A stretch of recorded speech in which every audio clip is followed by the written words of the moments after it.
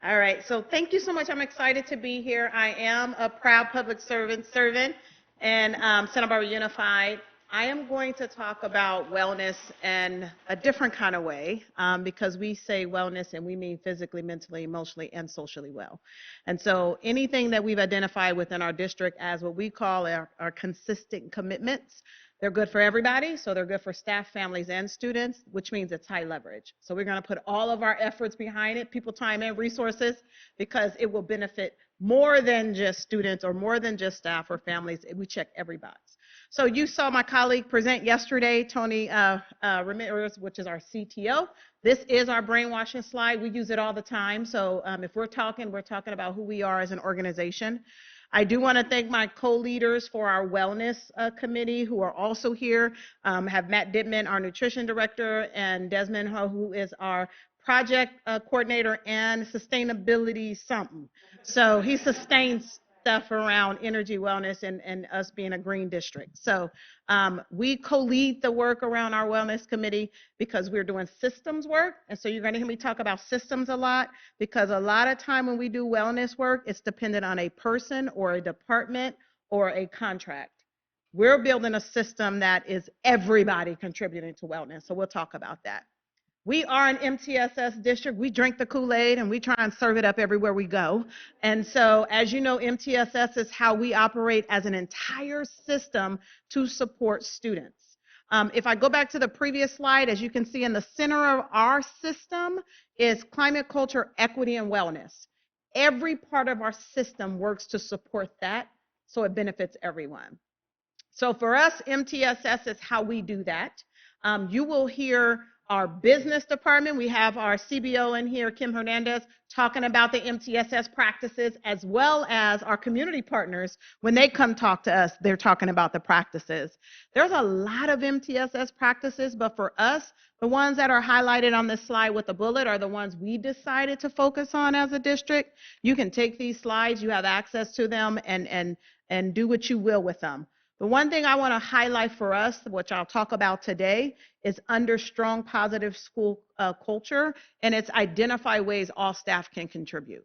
So everything I'm going to talk about today is how everyone in our system can contribute to wellness beyond the policy. Wellness is a lot, so I won't talk about the things we all agree on and we've already been talking about for 2 days, but I will just kind of move us along. Our wellness committee got together and made recommendations to our MTSS district-wide leadership. So I'm going to just highlight some of those, particularly the ones that also impact staff. But know if I'm highlighting something, it isn't unique to just staff, right? We have identified high leverage practices. One of the things, and as I mentioned, Desmond Ho, who's over sustainability and all things green, we have water filtration devices on all of our campuses. You know, when you go to the airport, they're there. You take your own little device and fill it.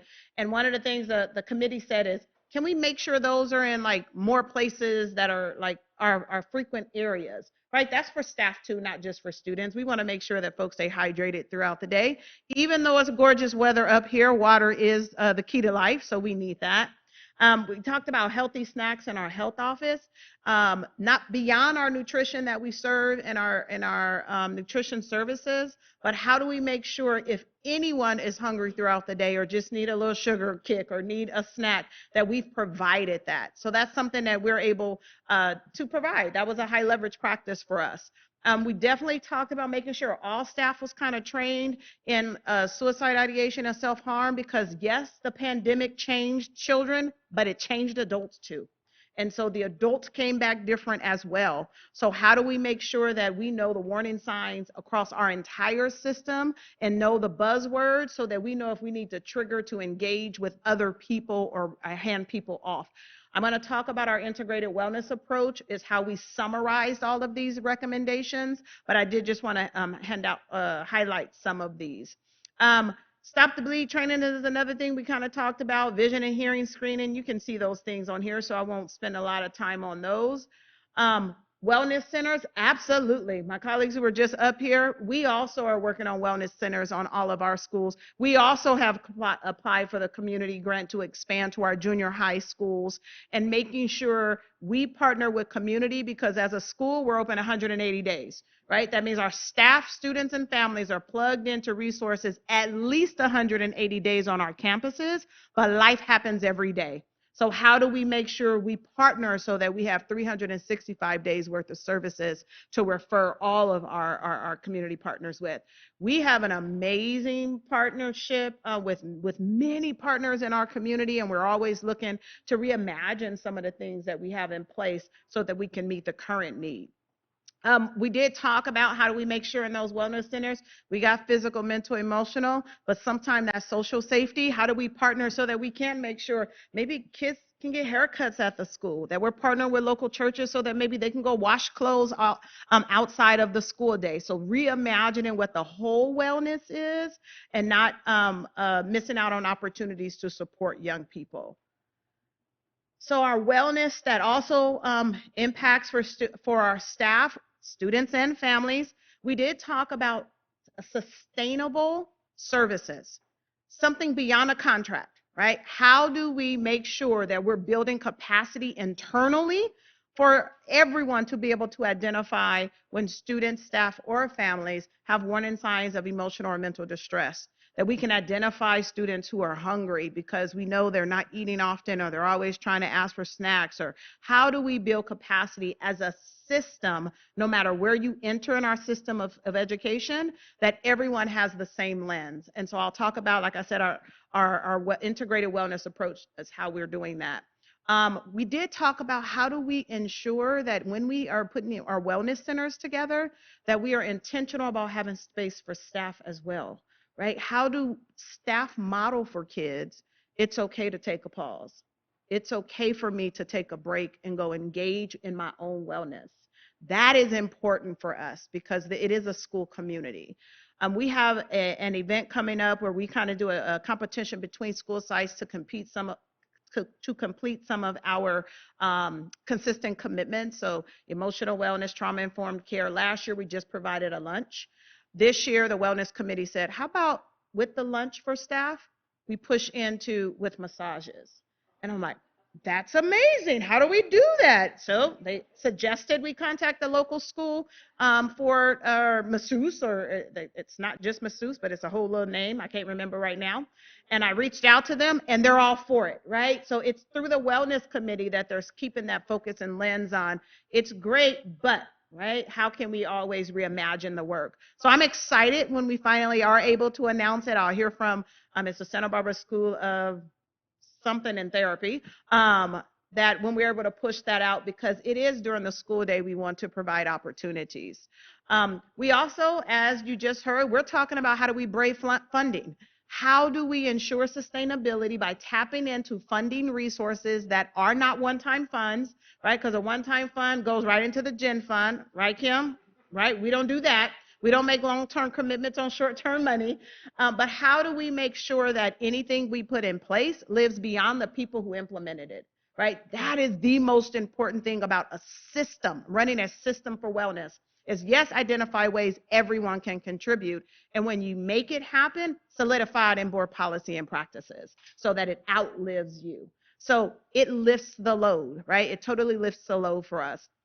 We also implemented a clinician program and internship program at our schools where we used to partner 100% with all mental health services on our campuses, and had an opportunity to kind of reimagine how do we build internal capacity for sustainability and scale it up when it's working well, right? Those are MTSS practices. It's putting things in place, using the data to make sure that kids and staff and families are better off because of what we did. And then if it's working, scale it up. We don't need to go look for new things, right? Scale up what's working. So we also started this year, we're excited at our elementary schools. We have mental health clinicians.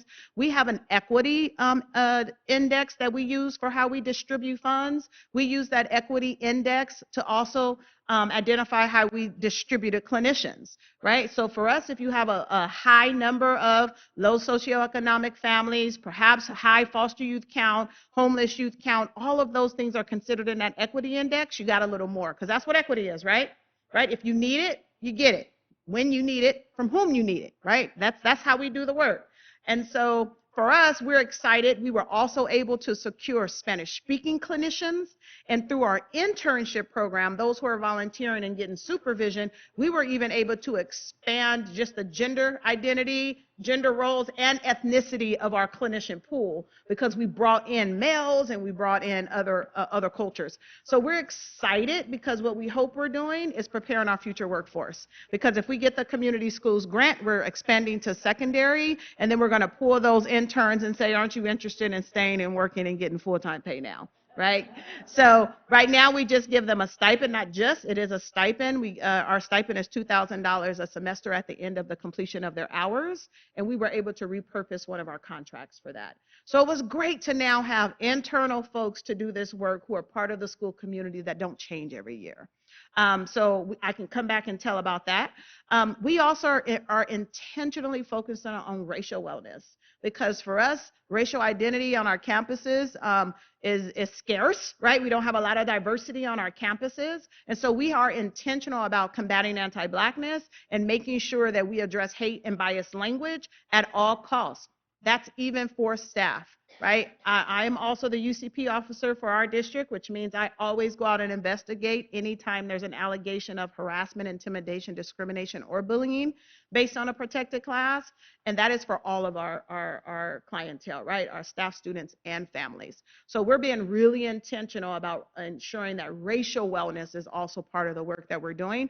We've partnered with community partners on that because we don't have internal capacity to do that. We've partnered with UCSB, who has Healing Spaces, which is a cadre of clinicians of color who are focused and trained in racial wellness or racial trauma. And so we're trying to be real intentional with our people, time, and money, right? And then we also called all of our community partners together at the end of last year and said, here are our needs, where do you fit? Typically, everyone comes to us as educators and go, I have this program I want to offer, can you fund it? And we wanted to say, here's our data, here's our need, where do you fit? So that we can make sure that we met the need for that. So we're excited about that. I see you. We are doing our consistent commitments, and I'm timing myself because I am a good steward of people's time. So don't worry, I'm not going over. Tier 1, 2, and 3, I just want to highlight for us is the all, right? Who gets everything all the time? Our Tier 1. We decided when we talk about wellness, we mean emotional wellness, right? Mental wellness. Positive relationships. We use the developmental relationships framework so everybody understands what relationships are. That's about how do we support and hold accountability. It isn't light on one or the other. It's given what's needed when it's needed. We also, trauma-informed practices is a big one for us. So how do we make sure our entire system understands trauma? Because the adults came back from traumatic experiences too. So it helps us engage with each other differently. Not just what we give for students, but how do we create a space that's trauma-informed so I can show up and have a bad day also, but my colleagues know to encourage me to take a pause or to take a break. It's the one thing we really are encouraging. Restorative practices, meaningful family engagement. Families are our partners in this, so we want to make sure we bring them along in it. We are really big on the family engagement and learning part around wellness, so we have a lot of opportunities. You're going to hear shortly from one of our community partners as well talking about some of those opportunities. We can't do it alone. We don't try to do it alone. It is a system, and it's a system of partnership. And then for us, it's always appropriate responses. So I will tell you, here is our integrated wellness approach. Take it, use it, tweak it, do what you feel for it. We don't create anything that we don't think is good for everybody, so you have access to it as well. For us, it's really creating spaces that those outer rings is where we start.